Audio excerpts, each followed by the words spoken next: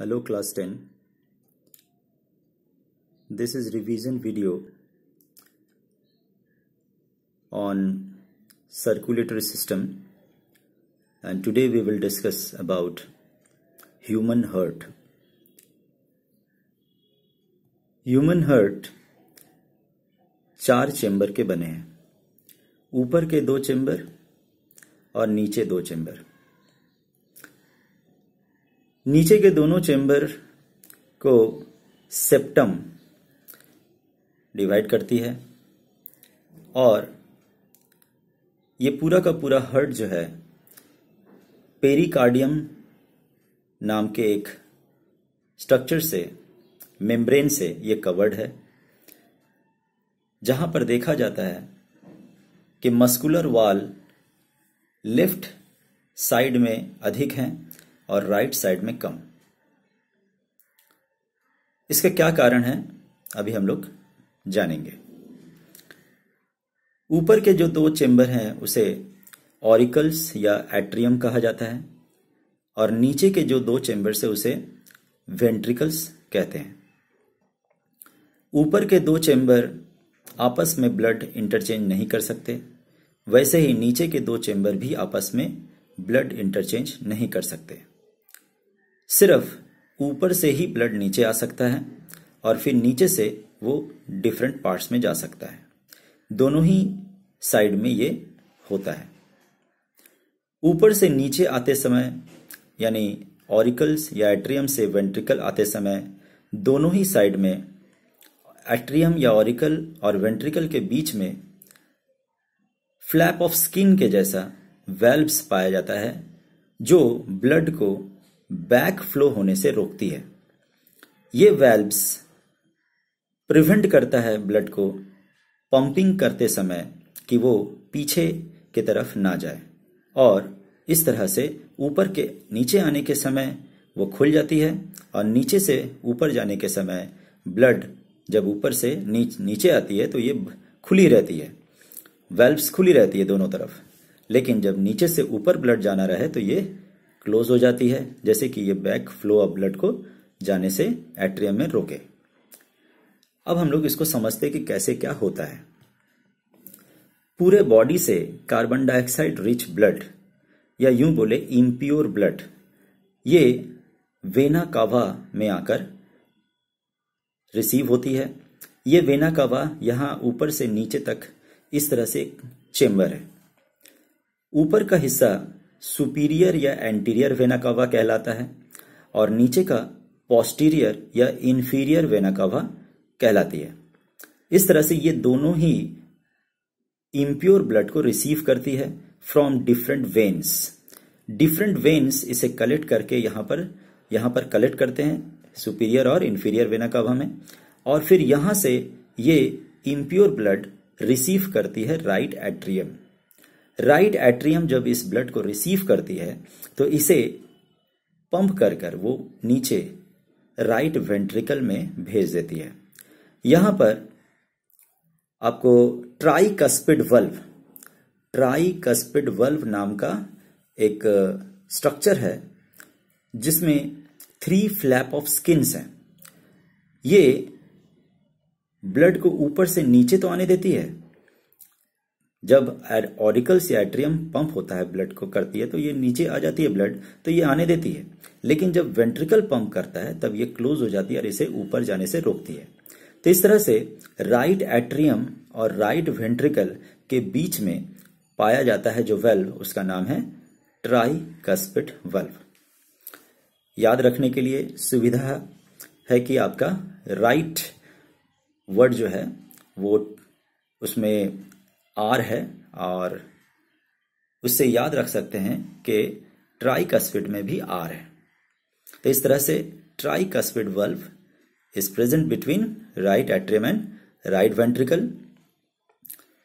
Deoxygenated और impure blood is received by the superior and inferior vena cava.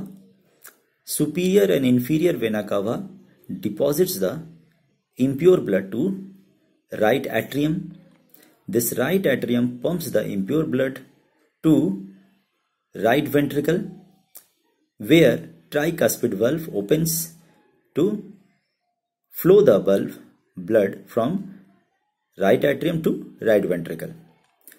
Then इसके बाद right ventricle जब blood को pump करेगी तो ये ट्राइकस्पिड वाल्व बंद हो जाएगा और ब्लड फ्लो करके जाएगी इस तरह से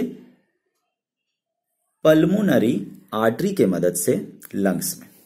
पल्मोनरी आर्टरी आप देख सकते हैं एक इस तरफ गया है और एक इस तरफ। इस तरह से इसके दो चेंबर निकलते हैं राइट वेंट्रिकल से। ये राइट वेंट्रिकल से चेंबर निकलकर ये चला जाता है आपका लेफ्ट लंग की तरफ और इस तरफ से जो चेंबर जाता है वो पहुंचता है राइट लंग्स की तरफ। तो इस तरह से पल्मोनरी आर्टरी ब्रांच्ड हो जाती है दो पार्ट में। पल्मोनरी आर्टरी ब्रांच होकर जब लंग्स में पहुंचती है तो ये इम्प्योर ब्लड लंग्स को दे देती है और लंग्स के अंदर अल्टीमेटली जो सबसे छोटे एयर पार्टिकल्स हैं, एयर स्पेसेस हैं, वो हैं आपके एयर सैक्स या एल्वियोली, जिसका सिंगुलर है एल्वियोलस। वहां पर ब्लड कैपिलरीज पाए जाते हैं और अल्टीमेटली गैसियस एक्सचेंज होता है और ये कार्बन डाइऑक्साइड वाले ब्लड वहां पर वो दे देता है और उससे ऑक्सीजन रिच ब्लड जो है वो अब पल्मोनरी वेन के मदद से, जैसा कि ये दो आप चेंबर देख पा रहे हैं, ये पल्मोनरी वेन का है, ये यहां दो है, ये लेफ्ट लंग से आ रही है। ठीक उसी तरह से दो और चेंबर है, ये राइट लंग से आ रही है। तो कुल मिला के राइट लंग से दो और लेफ्ट लंग से दो, यानी कुल मिलाकर 4 पल्मोनरी वेन्स यहां आकर जमा हो जाएगी और ये आकर यहां पर लेफ्ट ऑरिकल या एट्रियम को ऑक्सीजनेटेड ब्लड दे देगी और इस तरह से लेफ्ट एट्रियम या लेफ्ट ऑरिकल ऑक्सीजनेटेड ब्लड को रिसीव करती है और ये ब्लड रिसीव करके वो नीचे लेफ्ट वेंट्रिकल को देती है। तब यहां पर पाया जाता है बाइकस्पिड वाल्व। बाइकस्पिड इसलिए क्योंकि यहां दो फ्लैप ऑफ स्किन है, जैसा कि राइट साइड में आपने देखा था यहां 3 फ्लैप ऑफ स्किन था, इसीलिए ट्राइकस्पिड। यहां 2 फ्लैप ऑफ स्किन है, इसीलिए बाइकस्पिड। सो बाइकस्पिड वाल्व क्या करती है, जब ब्लड लेफ्ट एट्रियम से लेफ्ट वेंट्रिकल में आती है तो ये ओपन हो जाती है, लेकिन जब लेफ्ट वेंट्रिकल पंप करेगी ब्लड तो ये क्लोज हो जाएगी और ब्लड को ऊपर लेफ्ट एट्रियम में आने नहीं देगी। इस तरह से ये ब्लड जब लेफ्ट एट्रियम पहुंचा, लेफ्ट एट्रियम में ऑक्सीजनेटेड ब्लड जब पंप हुआ तो ये पंप होकर यहां से वो चली जाएगी एओर्टा में। एओर्टा सबसे बड़ा लार्जेस्ट आर्टरी है और ये एओर्टा में ब्लड जब यहां पहुंचेगा तो ये अपने दूसरे आर्टरीज के मदद से ये पूरे ब्लड, ये सारे प्योर ब्लड को, जो ऑक्सीजनेटेड ब्लड है, इसको पूरे बॉडी पार्ट्स में पहुंचाएगा।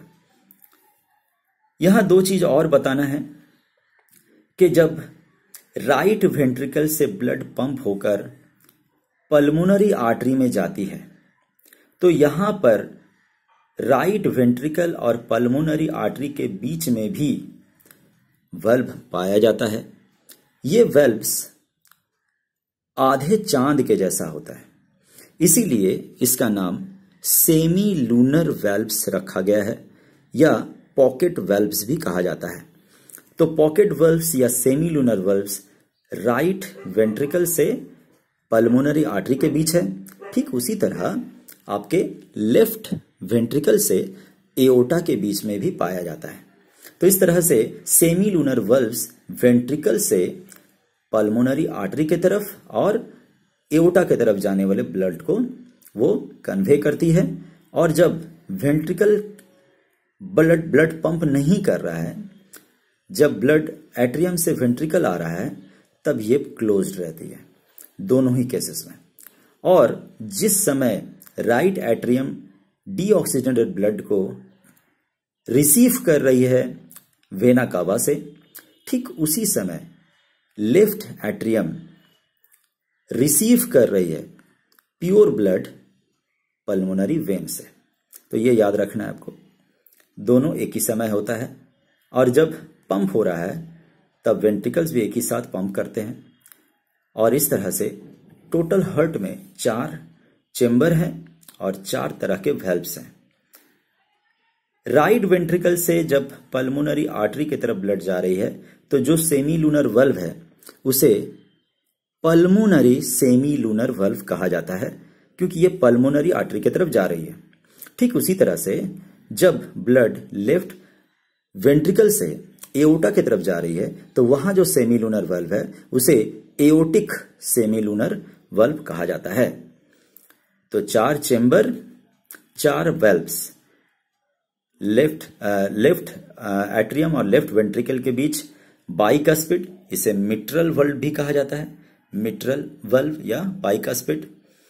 ठीक उसी तरह से राइट एट्रियम और राइट वेंट्रिकल के बीच ट्राइकस्पिड, राइट वेंट्रिकल और पल्मोनरी आर्टरी के बीच पल्मोनरी सेमीलूनर वल्व, और लेफ्ट वेंट्रिकल और एओर्टा के बीच एओर्टिक सेमीलूनर वल्व पाया जाता है।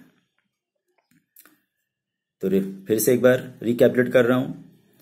पहले deoxygenated blood vena cava receive करती है सभी वेन से, राइट एट्रियम को देती है, राइट एट्रियम उसे राइट वेंट्रिकल को देता है, राइट वेंट्रिकल और राइट एट्रियम के बीच है tricuspid valve.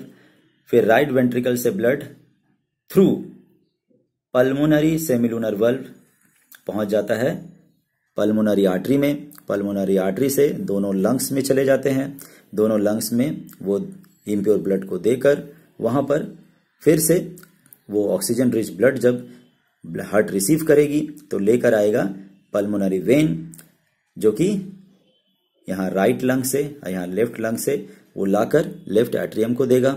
Left atrium through bicuspid या मिट्रल वल्व उसे पहुंचा देगी लेफ्ट वेंट्रिकल में।